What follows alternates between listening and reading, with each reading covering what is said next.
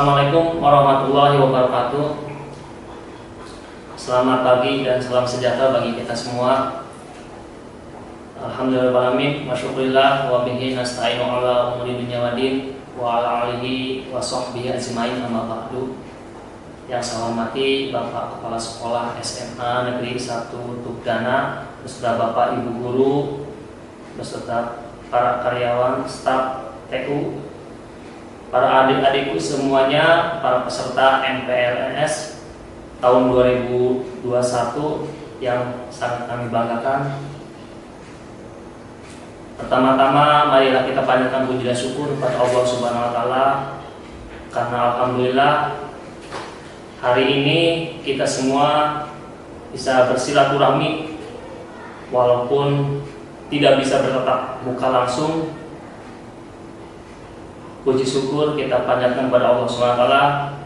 Salawat dan salam semoga kita selalu limpahkan pada junjungan kita Nabiyana wa Habibana Muhammad SAW, pada keluarganya, para sahabatnya, dan semoga kita semua selaku umatnya mendapatkan syafaat yaumil akhir. Amin ya Allah alamin.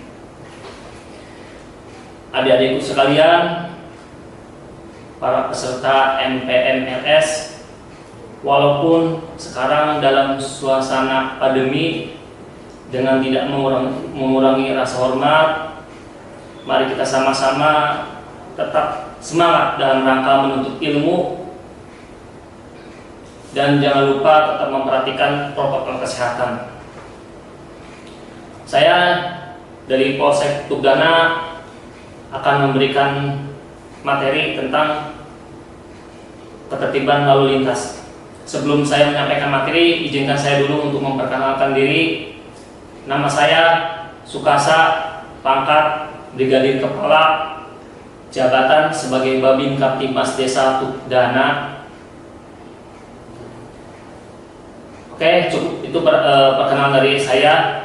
Langsung aja ke materi. Yang pertama adalah tentang pengenalan lalu lintas.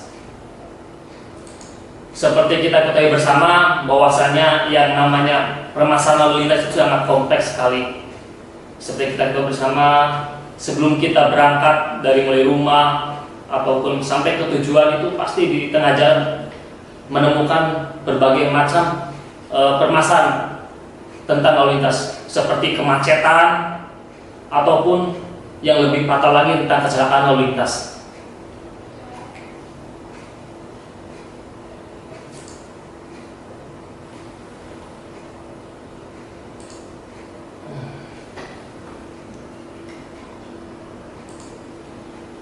Pengertian lalu lintas. Kecelakaan lalu lintas dapat diartikan yaitu suatu peristiwa di jalan yang tidak diduga ataupun tidak disengaja melibatkan kendaraan ataupun tanpa pengguna jalan lain yang mengakibatkan korban manusia dan atau kerugian harta benda. Itu adalah salah satu pengertian kecelakaan lalu lintas. Jadi diulangi, pengertian kecelakaan lalu lintas itu adalah suatu peristiwa yang di jalan yang tidak diduga ataupun tidak disengaja melibatkan kendaraan dengan atau tanpa pengguna jalan lain yang mengakibatkan korban manusia dan atau kerugian harta benda. Dan selanjutnya yaitu keselamatan lalu lintas dan angkutan jalan. Dapat diartikan suatu keadaan terhindarnya setiap orang dari risiko kecelakaan selama berlalu lintas yang disebabkan oleh manusia, kendaraan, jalan, dan atau lingkungan. Sementara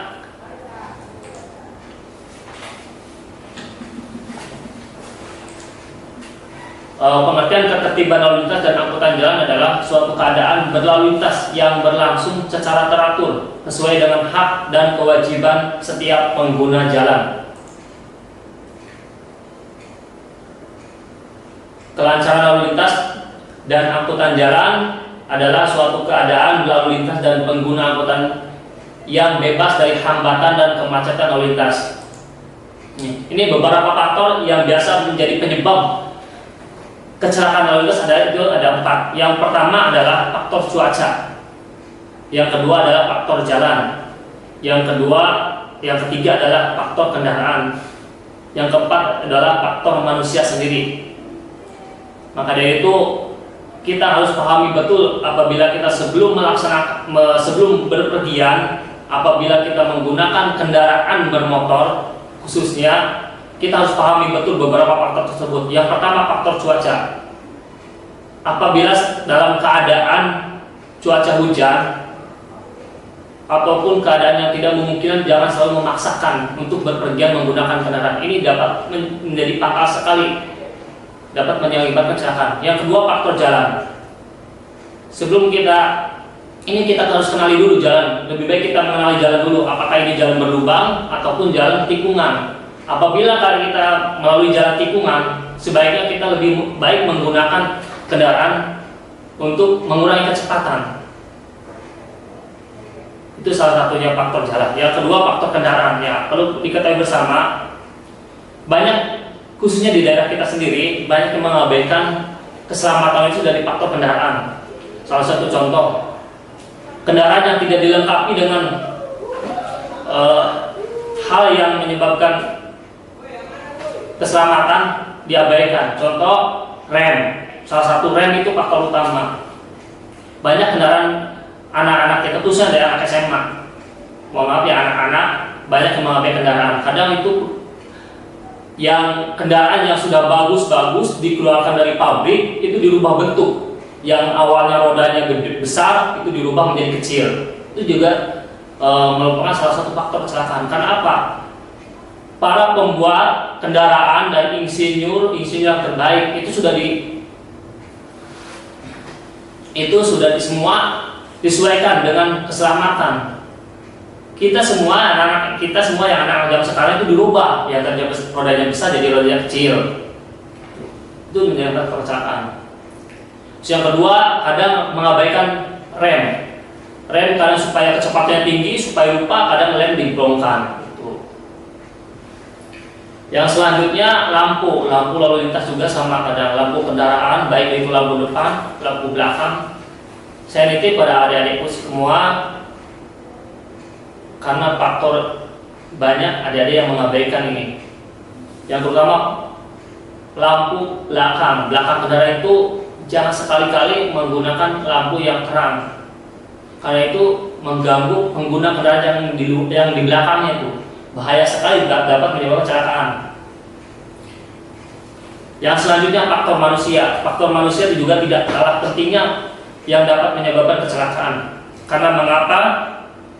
Kalau kita faktor manusia dipaksakan untuk mengendara, seperti contoh, kita dalam posisi ngantuk,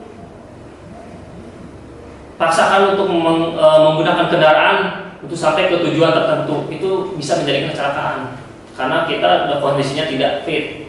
Yang kedua, dalam kondisi mabuk ataupun kondisi yang lainnya itu jangan dipaksakan sekali-kali untuk menggunakan kendaraan. Itu adalah beberapa faktor yang menyebabkan kecelakaan. Ya, pertama yaitu faktor cuaca, yang kedua adalah faktor jalan, yang ketiga adalah faktor kendaraan, yang keempat adalah faktor manusia. Sekarang bagaimana caranya mengemudi yang aman?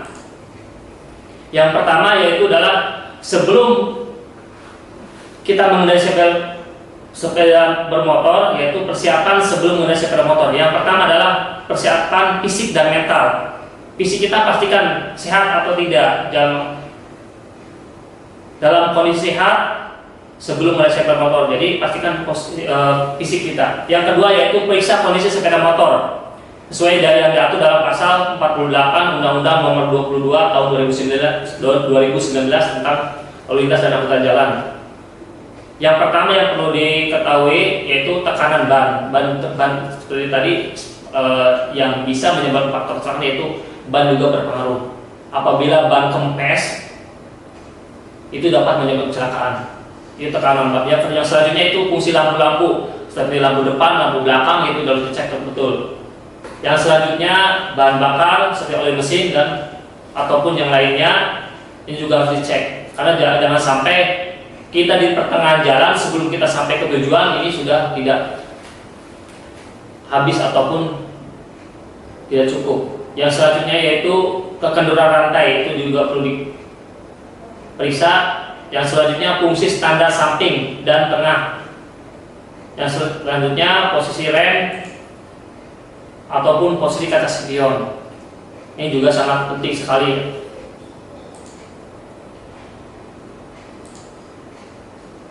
Yang ketiga yaitu siapkan perlengkapan mengendarai sepeda motor. Yang pertama yaitu persiapannya perlengkapan pengemudi. Satu yang harus disiapkan adalah helm. Yang kedua pelindung mata. Yang ketiga jaket, sarung tangan dari bahan yang tahan terhadap gesekan. Yang ketiga sepatu atau pelindung kaki. Yang ketiga jas hujan. Yang selanjutnya jas hujan. Ini adalah mengenai helm.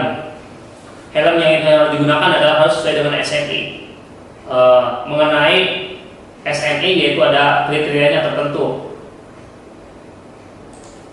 Yang selanjutnya yaitu yang harus disiapkan adalah perlengkapan administrasi. Perlengkapan administrasi seperti surat izin mengemudi, SIM, itu harus disiapkan. Yang selanjutnya yaitu surat tanda nomor kendaraan atau STNK, itu juga harus disiapkan. Karena mengapa? Kalau kita tidak disiapkan, ini juga bisa menjadi penyebab kecelakaan. Yang terjadi di masyarakat sekarang, banyak masyarakat yang mengabaikan surat-surat. Apabila menemu di tengah jalan karena ada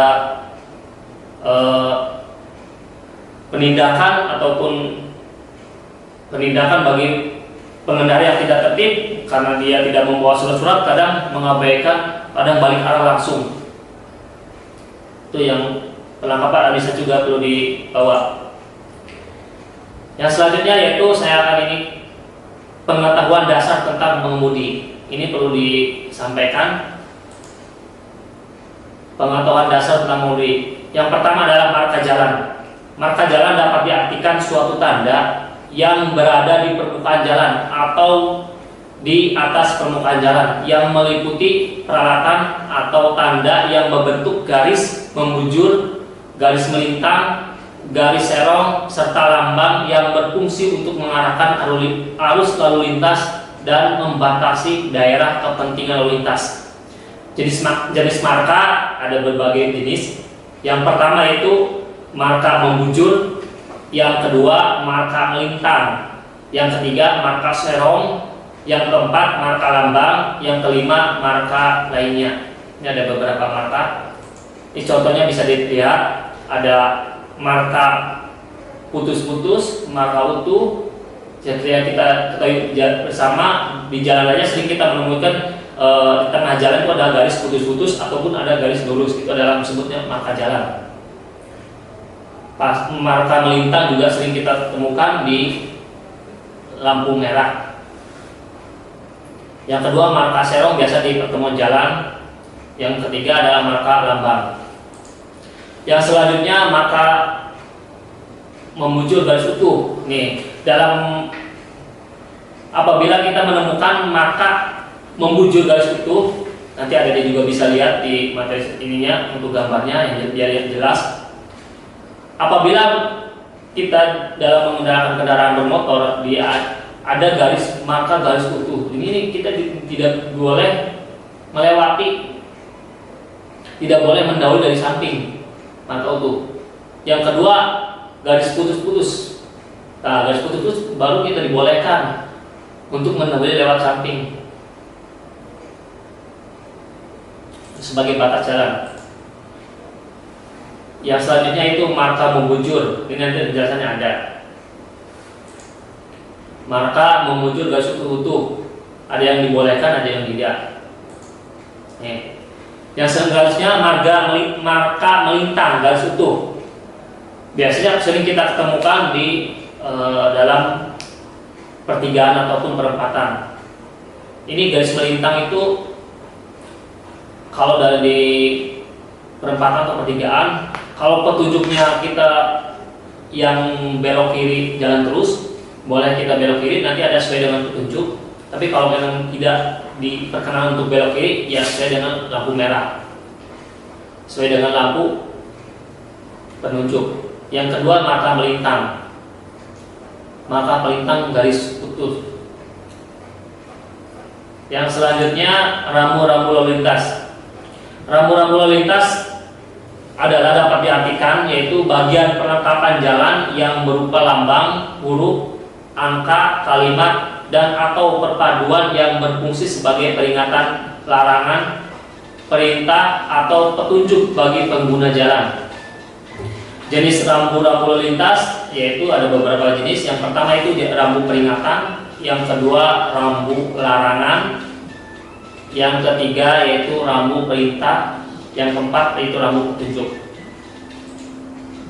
Salah satu contoh yaitu rambu-rambu peringatan suatu bahaya, contoh yaitu belok kiri, tanjakan, jalan yang berliku-liku, jalan yang licin, itu adalah salah satu petunjuk peringatan. Yang selanjutnya yaitu rambu larangan. Larangan itu seperti dilarang parkir, dilarang berhenti, itu adalah suatu larangan. Nanti adik-adik juga bisa lihat di materi kok seperti gambarnya biar jelas. Yang selanjutnya itu rambu perintah. Perintah itu seperti nanti kita batas akhir kecepatan maksimum 40 km ataupun batas akhir larangan mendahului kendaraan lain, itu salah satu marka rambu perintah. Ataupun wajib mengikuti arah tertentu, ada petunjuk arah panah seperti petunjuk panah. Yang selanjutnya yaitu rambu petunjuk arah, misalkan sekian kilometer lagi menuju ke Indramayu ataupun sekian kilometer lagi menuju ke Cirebon, itu adalah marka rambu petunjuk. Yang selanjutnya apil atau diartikan arti lampu lalu lintas yang sering kita ketahui bersama yaitu tentang lampu merah. Kalau kita disebut bersama lampu merah yaitu apil. Perbedaan antara apil di Indonesia dan di luar negeri itu sangat banyak sekali. Kalau di luar negeri itu biasanya yang lampu hijau, kalau di luar negeri ini, kalau di luar negeri dari lampu hijau itu biasanya sama kendaraan boleh jalan. Kalau di Indonesia itu kendaraan boleh jalan sama. Nah, lampu kuning kebiasaan kalau di luar negeri itu sangat siap-siap berhenti atau kurangi kecepatan, itu lampu kuning. Nah, kalau di Indonesia rata-rata di kita ya tancap terus gasnya keburu, tak biar nggak keburu-buru merah, kata. Itu yang Indonesia. Kalau lampu merah kata di luar negeri itu berhenti. Kalau kita ya masih ada aja yang menyelonong, langsung tambah kecepatan. Dalam perbedaan antara lampu merah yang di Indonesia yang di luar negeri. Yang selanjutnya yaitu ketertiban dan keselamatan. Pasal 105 yaitu Undang-Undang Lalu Lintas dan Angkutan Jalan Nomor 22 Tahun 2009. Setiap orang yang menggunakan jalan wajib, sekali lagi, setiap orang yang menggunakan jalan wajib. Yang pertama berperilaku tertib dan atau mencegah hal-hal yang dapat merintangi, membahayakan keamanan dan keselamatan lalu lintas dan angkutan jalan atau yang dapat menimbulkan kerusakan jalan. Jadi dalam pasal 105 Undang-Undang Lalu Lintas dan Angkutan Jalan Nomor 22 Tahun 2009 itu diatur bahwasanya seluruh pengguna jalan itu wajib berperilaku tertib.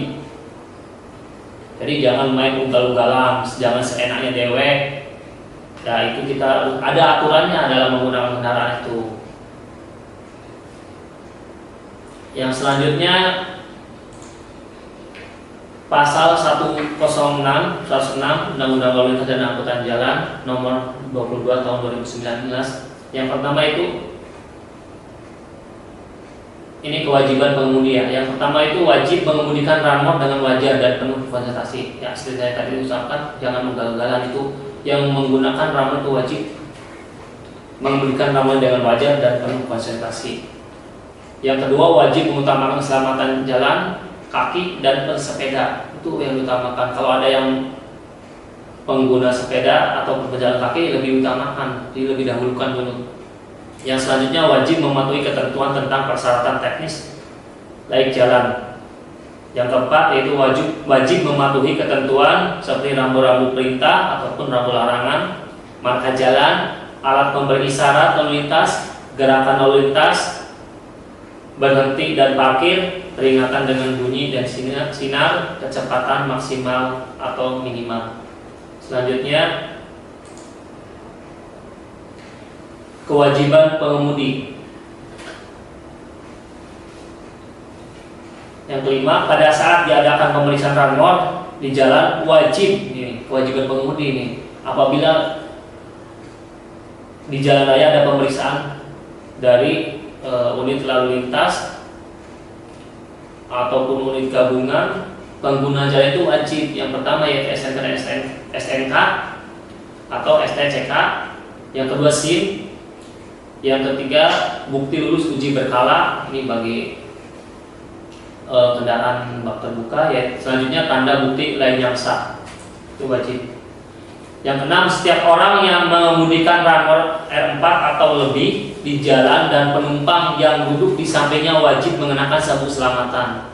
Tuh, bagi pengguna, bukan berarti supir aja yang menggunakan sabuk keselamatan, penumpang yang juga wajib. Apalagi sekarang kendaraan-kendaraan zaman sekarang sudah dilengkapi dengan keselamatan yang lebih mumpuni. Yang selanjutnya, setiap orang yang mengemudikan sepeda motor dan penumpang sepeda motor wajib mengenakan helm yang memenuhi standar nasional Indonesia atau SNI. Nih, setiap orang. Makanya saya nitip pada adik-adik, saya paham, kami paham bahwasanya walaupun sekolah sudah melarang untuk tidak menggunakan kendaraan bermotor, tapi banyak adik-adik yang memaksakan untuk menggunakan motor. Walaupun terpaksa karena berbagai alasan, terutama jarak ataupun waktu, silakan adik-adik jangan mengabaikan keselamatan untuk tetap menggunakan helm yang sesuai dengan standar. Itu demi kebaikan kita bersama. Banyak kejadian-kejadian yang mengabaikan keselamatan terutama helm, khususnya di wilayah Tudana.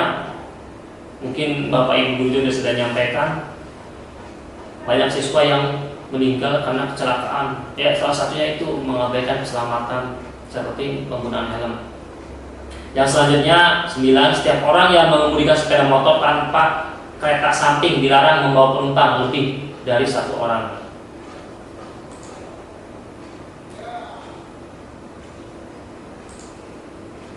Yang selanjutnya, penggunaan lampu utama. Pasal 107 Undang-Undang Lalu Lintas Angkutan Jalan Nomor 22 Tahun 2009. Yang pertama yaitu pengguna ranmor wajib menyalakan lampu utama ranmor yang digunakan di jalan pada malam hari dan pada kondisi tertentu. Jadi pengguna ranmor itu wajib menyalakan lampu utama, ya lampu depan itu wajib dinyalakan. Ini mah jangankan dinyalakan, malah dimatiin. Nah, saya nitip itu lebih jangan juga mengabaikan. Ini dapat menyebabkan kecelakaan.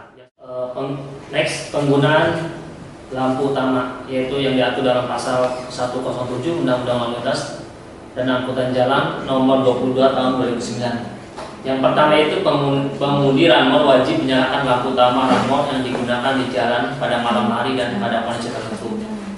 Yang selanjutnya yaitu pasal nomor 2, pengemudi sepeda motor selain mematuhi ketentuan yang dimaksud ayat 1 wajib menyalakan utama pada siang hari. Itu tentang pasal 07 tentang lampu utama. Yang kedua yaitu jalur atau lajur. Pengertian jalur atau lajur yaitu diatur dalam Undang-Undang Lalu Lintas dan Angkutan Jalan pasal 108 Undang-Undang Lalu Lintas Angkutan Jalan Nomor 22 Tahun 2009. Dalam berlalu lintas, pengguna jalan itu harus menggunakan jalur jalan sebelah kiri. Sekali lagi, dalam berlalu lintas pengguna jalan harus menggunakan jalur jalan sebelah kiri. Itu pasal nomor 1. Kalau saya belum keduanya, penggunaan jalur jalan sebelah kanan hanya dapat dilakukan jika A. Pengemudi bermaksud akan melewati kendaraan yang di depannya, yaitu jalur sebelah kanan. Yang B. Diperintahkan oleh petugas Polri untuk digunakan sementara sebagai lajur kiri. Itu. Jadi kita tidak sembarangan untuk melewati kendaraan yang di depannya. Itu diatur dalam undang-undang. Yang pasal ketiga yaitu sepeda motor atau ranmor yang kecepatannya lebih rendah mobil, barang, dan kendaraan tidak bermotor berada pada lajur kiri jalan. Jadi semua kendaraan lajur kiri. Yang keempat, penggunaan lajur sebelah kanan hanya diperuntukkan bagi kendaraan dengan kecepatan lebih tinggi akan membelok kanan atau mengubah arah atau mendahului kendaraan lain. Jadi intinya lajur kanan itu digunakan hanya untuk mendahului atau mengubah arah ataupun membelok kanan, itu lajur kanan. Yang selanjutnya itu pasal 101 Undang-Undang Lalu Lintas dan Angkutan Jalan nomor 22 tahun 2009. Pasal pertama, pengemudi yang berpapasan dengan kendaraan lain dari arah berlawanan pada jalan dua arah yang tidak dipisahkan secara jelas wajib memberikan ruang gerak yang cukup di sebelah kanan kendaraan. Jadi ini gambarnya bisa dilihat seperti ini. Apabila kita berpapasan itu wajib kita memberikan gerak. Jadi apabila kita akan mengubah arah, itu wajib diutamakan dulu yang lebih yang sebelah kanan kendaraan. Yang pasal kedua yaitu pengemudi sebagaimana dimaksud jika terhalang oleh suatu rintangan atau pengguna jalan lain di depannya wajib mendahulukan kendaraan yang datang dari arah berlawanan. Apabila kendaraan kita kehalangi, kita ingin lanjutkan, kalau kita kehalangan itu wajib mendahulukan dulu sebelum kita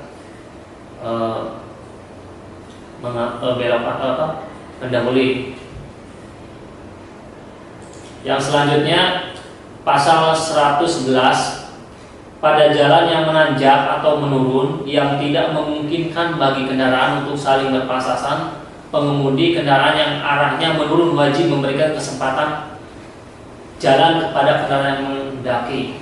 Jadi apabila kita dalam tanjakan atau turunan, kalau memang tidak memungkinkan, jalannya sempit, tidak mungkin untuk berpapasan, kita itu yang nanjak itu, yang turun itu wajib memberikan kesempatan kepada kendaraan yang akan naik. Itu. Yang selanjutnya next, dalam pasal 112 pada persimpangan jalan yang dilengkapi dengan alat pemberi isyarat lalu lintas ataupun pengemudi kendaraan dilarang langsung membelok kiri kecuali ditentukan oleh lampu lalu lintas atau alat pemberi isyarat lalu lintas. Jadi apabila ada di perempatan kendaraan yang tidak ada tanda belok kiri jalan terus, lebih baik kita mengikuti jalan lampu lalu lintas. Yang selanjutnya pasal 113 pada persimpangan yang tidak dikendalikan oleh apil. Sekali lagi, yang tidak dikendalikan oleh apil itu lampu lalu lintas atau yang sering kita kenal dengan lampu merah. Pengemudi wajib mengutamakan kendaraan yang datang dari cabang persimpangan sebelah kiri. Apabila cabangnya persimpangan 4 sama, jadi wajib mengutamakan yang sebelah kiri kita kendaraan itu wajib didahulukan, kita lebih diutamakan yang sebelah kiri. Nanti gambarnya bisa dilihat semua.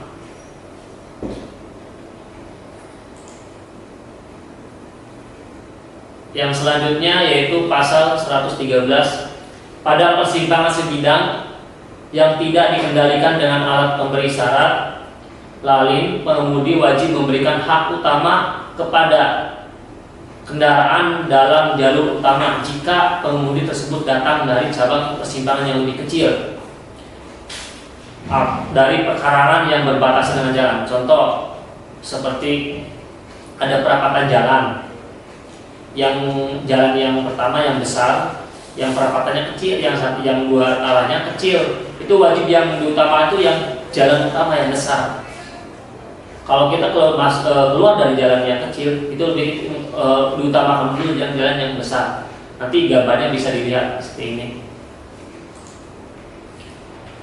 Yang selanjutnya pasal 114 Undang-Undang Lalu Lintas nomor 22 tahun 2019 pada perlintasan sebidang antara jalur kereta api di jalan, pengemudi kendaraan wajib berhenti. Ini apabila melewati kendaraan jalur kereta api itu wajib berhenti.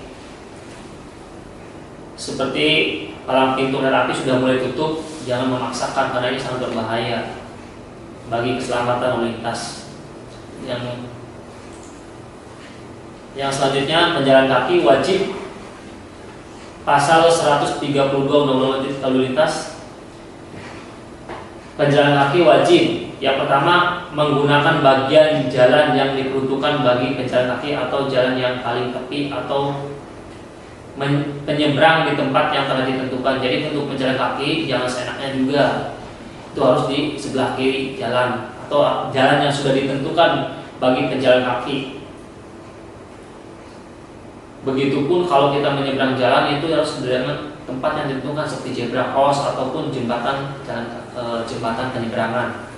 Yang kedua yaitu dalam hal tidak terdapat tempat penyeberangan yang ditentukan sebagaimana dimaksud dalam ayat 1, penjalan kaki wajib memperhatikan keselamatan dan kelancaran lalu lintas.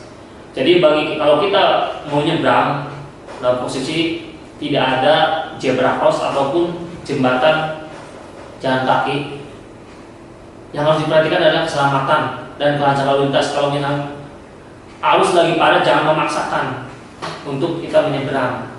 Lebih utama keselamatan dulu. Kalau misalnya sudah senggang, baru kita untuk menyeberang.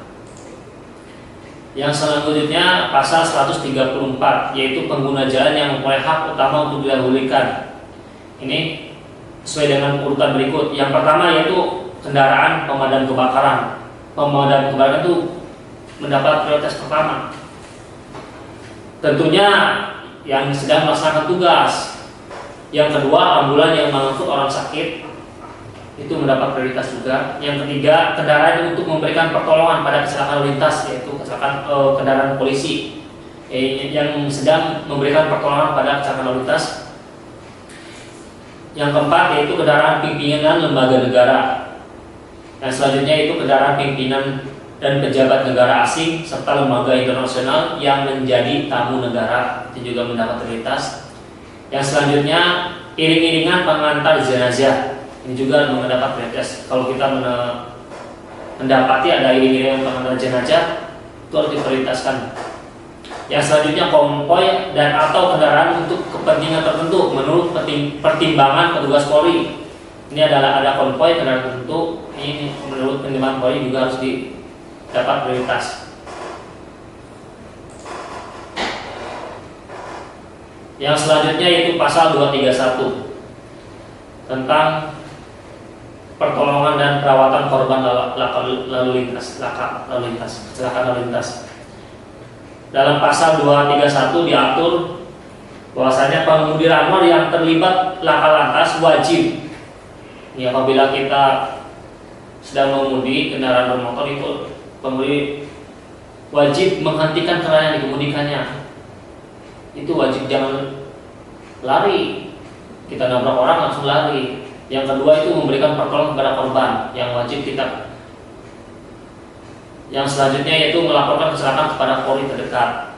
Yang keempat yaitu memberikan keterangan yang terkait dengan kejadian kecelakaan. Jadi apabila kita terpaksa menggunakan kendaraan karena ini yang namanya di jalan raya kan tidak tahu kejadiannya, kalau kita sampai terjadi kecelakaan itu wajib menghentikan kendaraan yang lari, terus memberikan pertolongan kepada korban. Dan jangan lupa melaporkan kejadian, bisa menghubungi polsek terdekat ataupun pamong desa yang ada di tempat kejadian. Yang selanjutnya pengemudi ranmor yang karena keadaan memaksa tidak dapat melaksanakan ketentuan sebagaimana dimaksud huruf 1 dan B, segera melaporkan diri kepada Polri terdekat.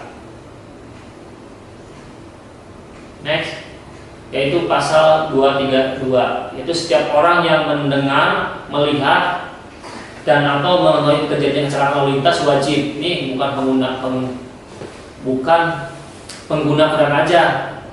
Jadi setiap orang yang mendengar, melihat dan atau mengetahui terjadinya kecelakaan lalu lintas wajib memberikan pertolongan kepada korban. Yang kedua, melaporkan kecelakaan tersebut kepada polisi. Yang ketiga, memberikan keterangan kepada pihak kepolisiannya. Apabila kita sedang dalam di jalan raya, tiba-tiba ada kejadian lalu lintas, itu kita kewajiban itu bukan berarti walaupun kita tidak menggunakan kendaraan wajib menolong korban. Nah, selanjutnya melapor kepada kepolisian.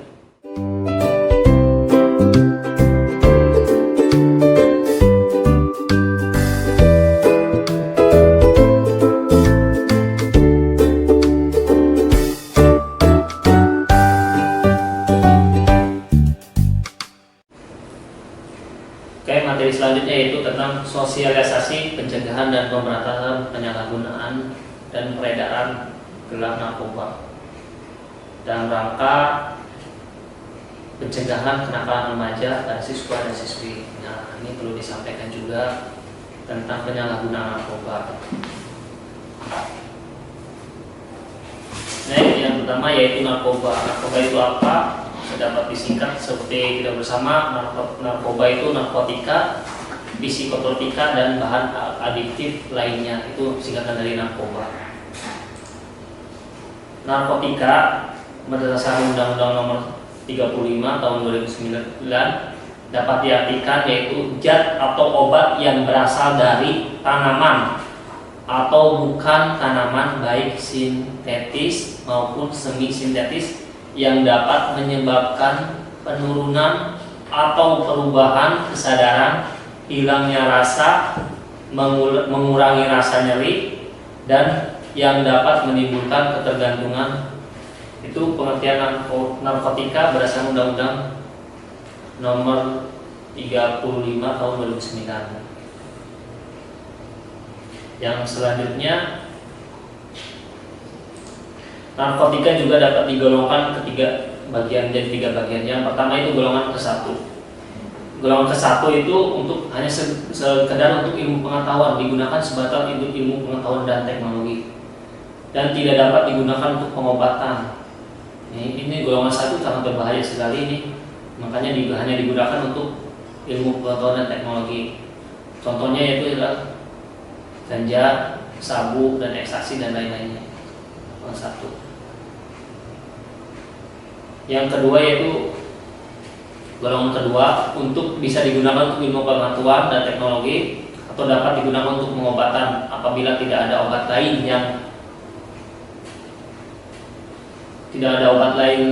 untuk menyelamatkan jiwa manusia, terlain morfin, morfinia. Ini juga bisa digunakan untuk pengobatan. Yang ketiga, golongan ketiga untuk ilmu pengetahuan dan teknologi dapat digunakan untuk pengobatan dan catatan menggunakan hasil dokter antara lain kodinia, nekodinia, dan lain-lain. Seperti untuk menghilangkan rasa nyeri, itu juga salah satu contohnya itu. Yang kedua, kalau misalkan ada pasien yang gangguan saraf, ini bisa digunakan. Yang selanjutnya, psikotropika.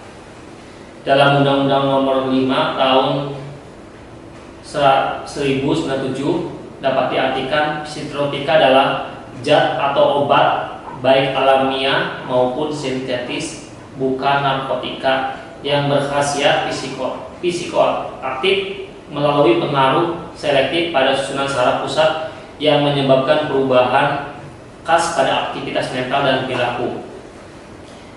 Psikotropika dibagi menjadi 4 golongan. Yang pertama itu golongan ke-1 dan kedua masuk ke dalam golongan 1 narkotika dalam Undang-Undang Nomor 3 Tahun 2009. Yang selanjutnya psikotropika golongan ketiga digunakan dalam pengobatan, mempunyai potensi dan mengakibatkan ketergantungan seperti flunitralizum, katina, pentazocine. Yang selanjutnya yaitu psikotropika golongan keempat, banyak digunakan dalam terapi, punya potensi ringan mengakibatkan ketergantungan seperti diazepam, noradrenalin, atau metrazepam. Itu golongan-golongan psikotropika. Yang selanjutnya yaitu bahan adiktif. Bahan adiktif dapat diartikan yaitu bahan yang penggunaannya dapat menimbulkan ketergantungan psikis. Ataupun bahan adiktif adalah dalam arti luas dari zat adiktif termasuk bahan baku pembuat narkoba yang yakni prekursor. Contoh seperti alkohol, miras, yang jenisnya banyak jenisnya seperti brandy, vodka, whisky, itu sebagai jenis-jenisnya. Yang selanjutnya pelarut, atau solvan seperti lem, iPhone, thinner, bau khas, dan muap. Itu adalah salah satu bahan adiktif. Makanya biasa banyak masyarakat yang tidak bisa membeli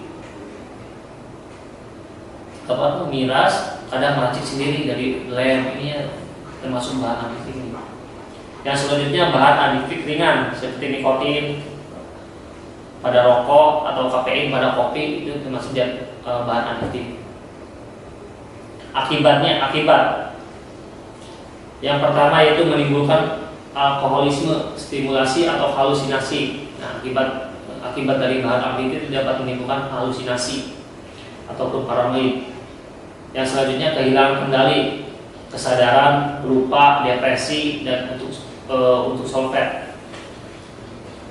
Ini kehilangan kendali, jadi pikiran kita tidak terkendali. Yang selanjutnya jenis-jenis narkoba. Yang jenis narkoba salah satunya itu heroin, putau, ganja, obat penenang, obat tidur, pil koplo, BK, mifam, kalium, semi, reksotan, dan lain-lain ini jenisnya. Ataupun ekstasi banyak jenisnya, itu bisa Inex, Butterfly, Black Hawk. Nah, selanjutnya metapetamin. Ini salah satu jenis narkoba juga, atau sabu atau penubas dan lain-lain. Jenis dan efek penggunaan narkotika. Ini ada berbagai jenis dan efeknya. Salah satunya yang nama lain, ini banyak menggunakan nama-nama Latin ya. Nama lain dari marijuana atau marijuana, cannabis, cimeng, gelek, pocong. Bentuknya seperti daun kering atau bisa berbentuk daun kering, cairan yang lengket. Cara penggunaannya biasanya para penyalahguna narkoba itu biasanya dilinting dengan papir atau seperti kelopot, atau itu dibakar dan dihisap seperti rokok. Itu salah penggunaan. Akibatnya kalau kita menggunakan ini menimbulkan ketergantungan psikis, terutama bagi mereka yang telah rutin menggunakan, menurunkan keterampilan motorik, bingung, kehilangan konsentrasi, penurunan motivasi, rasa senang yang berlebihan, komplikasi kesehatan pada daerah pernapasan, sistem peredaran darah, dan kanker. Ini dapat menimbulkan ketergantungan secara psikis kalau kita menyalahgunakan narkoba ganja.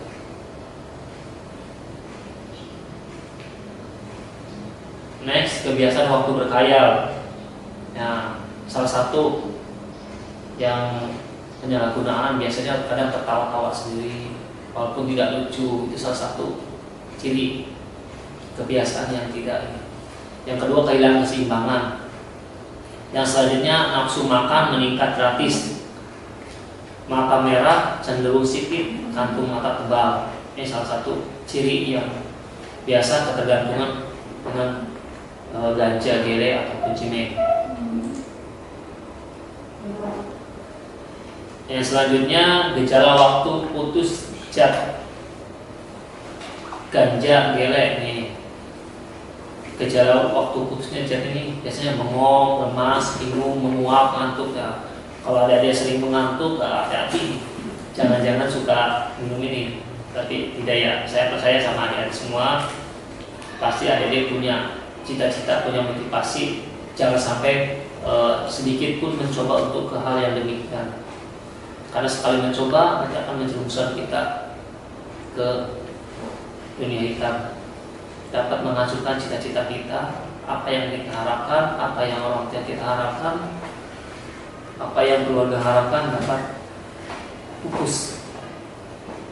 Yang selanjutnya yaitu gejala waktu putus budaya. Yang selanjutnya ganja dan medianya. Nah, ini gambarnya nanti ada yang juga bisa lihat. Ini ada ganja seperti ini, ganja medianya seperti ini. Dan selanjutnya salah satu dampak ini akibat penggunaan ganja atau cimeng. Nah, seperti otak pada otak yang biasa mengonsumsi cimeng atau ganja tidak pernah peduli dengan lingkungan. Nah, salah satu contohnya tidak pernah peduli dengan lingkungan dalam dalam jangka lama struktur sarafnya rusak, berdampak menjadi seorang pemimpi dan apatis. Rasanya senang terus tapi daya ingatnya terganggu dan selalu depresi. Ini salah satu ya akibatnya kalau kita sering menggunakan ganja, yaitu ya tidak peduli dengan lingkungan, karena apalagi dengan lingkungan, dengan diri sendiri juga karena tidak peduli. Yang selanjutnya yaitu pada mata, kadang matanya merah, ciri-cirinya itu matanya merah. Salah satu ciri mata yang sakit itu ya mata merah. Yang selanjutnya pada pencernaan, penggunaan cimeng, nafsu makan meningkat karena sering pengendalian diri kurang terkontrol mengakibatkan liver. Nah, akibat yang fatal bisa menyebabkan penyakit liver, bahaya. Nah, itu jangan sekali-kali mencoba apapun itu jenisnya, apapun bentuknya. Ini sangat berbahaya sekali. Yang selanjutnya sabu. Sabu itu berbentuk seperti serbuk. Dan ini gambarnya nanti ada juga bisa lihat. Gambarnya seperti ini, seperti serbuk. Itu sabu-sabu. Sabu-sabu dapat dengan nama lainnya itu bisa metapetamin tuh, atau ubas, sebrut atau lain-lainnya. Itu banyak sabu-sabu nama-nama yang tenar di masyarakat. Bentuknya seperti serbuk kristal dan cairan. Ada yang bentuk kristal dan ada cairan. Cara penggunaannya biasanya dihisap dengan menggunakan bantuan alat atau biasa disebut bong. Itu cara penggunaannya. Akibatnya, ini ada ya perlu diketahui bersama, banyak akibat menimbulkan rasa melayang sementara yang berangsur-angsur membangkitkan kegelisahan luar biasa. Aktivitas tubuh dipercepat, penggunaan yang berlebihan akan merusak tubuh, bahkan kematian karena overdosis. Ini sangat berbahaya sekali. Jadi saya titip pada adik-adikku semua, jangan sekali-kali mencoba apapun jenisnya, apalagi mencoba-coba. Kalau ada yang mengasih luar yang kita tidak kenal, itu baik itu jenis obat atau jenis lainnya, jangan kalian coba. Ini gambar-gambar seperti ini, seperti bom. Ini seperti gambar-gambar bom media sabu-sabu. Nanti ada juga bisa lihat lebih jelas gambar-gambar bomnya.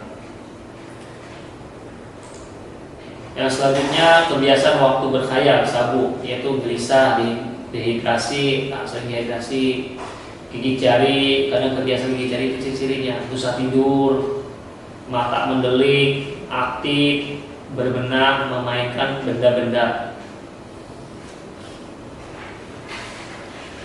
Selanjutnya gejala putus, sama seperti satu, tidur berkepanjangan, punya ide bunuh diri, paranoid, mengalami hipotensi, mencelakakan diri dan orang lain. Ini salah satu gejala putusnya. Ini akibat menggunakan sabu, bisa dilihat ada juga di gambarnya, bagian otak kayak gimana, bagian mata juga kayak gimana, dampak-dampaknya bisa dilihat di sini. Next, selanjutnya yaitu ekstasi. Ekstasi bentuknya banyak, seperti obat ini banyak berbentuk berwarna-warni seperti tablet.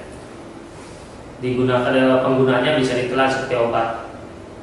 Akibatnya setelah efek di atas biasanya akan terjadi perasaan lelah, cemas dan depresi, menimbulkan kerusakan otak yang permanen, dan meningkatkan detak jantung dan tekanan darah yang menimbulkan rasa senang yang berlebihan, hilangnya rasa percaya diri.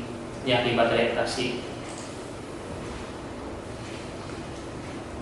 Kebiasaan waktu berkhayal ya sama juga, detak jantung kadang cepat, lengan kaki, rahang kaki, breathing. Ini akibat dalam tubuh yang menggunakan ekstasi. Bisa dilihat seperti otak, pengguna ekstasi dapat menyebabkan penyempitan pembuluh darah otak. Kalau kita banyak menggunakan ekstasi, bisa menyebabkan penyempitan darah otak. Dehidrasi. Yang selanjutnya pada penyakit dalam, ekstasi menyebabkan kerusakan pada ginjal dan hati. Reaksi buruk ekstasi dapat terjadi bahkan ketika Anda dalam kondisi sehat. Seperti kita ketahui bersama bahwasanya ginjal itu adalah organ penting. Jangan sekali-kali kita menodai organ kita yang ada di tubuh kita dengan bahan-bahan yang tidak berguna. Selanjutnya itu ciri-ciri pengguna narkoba. Yang pertama yaitu malas, biasa banyak bilang malas. Yang kedua, badannya kurus, sering pakai jaket, cadel. Nah, misalnya kalau ada cadel itu salah. Yang selanjutnya sempoyongan, kadang jalannya suka sempoyongan, sering sakit mual, prestasinya menurun. Hati-hati perlu diketahui bersama. Hati-hati yang jangan sekali-kali mencoba yang tadinya biasanya prestasinya juara kelas terus, kadang menurun. Nah, kalau ada prestasi menurun berarti perlu di tanda tanya ini. Yang selanjutnya ketawa tanpa sebab. Nah, ketawa tanpa sebab itu adalah satu ciri. Suka bohong, suka melawan, pemarah, acuh atau gelisah. Itu adalah salah satu ciri pengguna narkoba. Yang selanjutnya gejala ketagihan narkoba. Biasanya itu tulang sekujur tubuh rasanya sakit dan lindu, otot terasa kaku, kepala terasa hendak pecah, tenggorokan berisi cairan kental, mata berair, hidung berlendir seperti flu, terus menerus batuk dan sering menguap seperti yang ngantuk, tekanan darah dan suhu tubuh tinggi, menggigil, kedinginan, tidak berani menyentuh air, menyembunyikan diri dari lingkungan keluarga. Ini yang gejala ketagihan narkoba yang sedang sakau, salah satu cirinya itu. Yang selanjutnya, kenapa teman kita sampai nyandu narkoba? Nih, kenapa kalau ada teman ya mudah-mudahan tidak, jangan sampai lah. Yang pertama awalnya adalah coba-coba ya, seperti saya sampaikan, jangan sekali-kali mencoba. Yang kedua hanya untuk senang-senang. Nah, walaupun yang selanjutnya mengikuti tren. Nah, tren itu ini tren yang tidak baik, makanya jangan ikuti. Dan selanjutnya lari dari kebosanan. Dan selanjutnya pengertian yang salah, dipikir pakai sekali enggak akan lagi. Nah, ini itu pengertian yang salah. Kalau misalkan kita satu contoh, kalau adik-adik putus dari pacar, ini supaya tenang, menyalahkan dan berpikir yang salah, bisa sampai ke apalagi ke narkoba ataupun minuman keras. Itu adalah pemikiran yang salah. Untuk menghilangkan rasa pusing, langsung mengambil minuman keras, diminum, ini adalah pengertian yang salah. Yang selanjutnya keinginan untuk diterima oleh lingkungan. Bukan hal yang lain. Kalau kita ingin diterima dengan lingkungan, yaitu dengan berperilaku baik, bukan dengan penggunaan narkoba supaya pede ya. Yang selanjutnya tidak siap mental untuk menolak narkoba secara tegas. Nah, kalau ada orang lain ataupun siapapun yang memberikan narkoba ya harus tegas, tetap tolak, sekali tolak tetap tolak. Mudah marah untuk mendapatkan narkoba, murah untuk mendapatkan narkoba ya. Biasanya pertama pengguna itu dikasih, yang pertama itu dikasih. Yang selanjutnya ya gimana caranya, yang selanjutnya ya nggak mungkin dikasih terus, itu yang pertama. Nah, biasanya ya kalau yang sudah menggunakan narkoba, ya kalau yang pertama udah dikasih, kalau udah ketergantungan karena tidak punya penghasilan yang tetap, ya berbagai macam cara gimana caranya supaya mendapatkan uang untuk bisa membelikan narkoba, ya bisa mencuri ataupun hal-hal yang lainnya. Yang penting dapatkan uang bisa membeli narkoba, pemikiran itu narkoba itu. Makanya itu adik-adik semua jangan sekali-kali mencoba, karena itu dapat menjerumuskan kita semua. Langkah-langkah penjagaan yang pertama yang perlu diketahui yaitu pendekatan pribadi atau pribadi, perkuat iman kita dan taat ibadah. Kalau kita dalam keadaan tidak tenang pemikirannya, lebih baik kita berkuat iman dan taat ibadah. Dan kalaupun ya selanjutnya itu diskusi terarah terbuka dengan orang tua. Kalau kita punya permasalahan, baik itu permasalahan pribadi, permasalahan lingkungan, permasalahan sekolah, atau permasalahan keluarga, lebih baik kita terbuka dengan orang tua. Insya Allah orang tua juga akan terbuka dengan bagaimana caranya untuk memecahkan permasalahan tersebut. Yang selanjutnya punya kegiatan positif untuk isi waktu luang.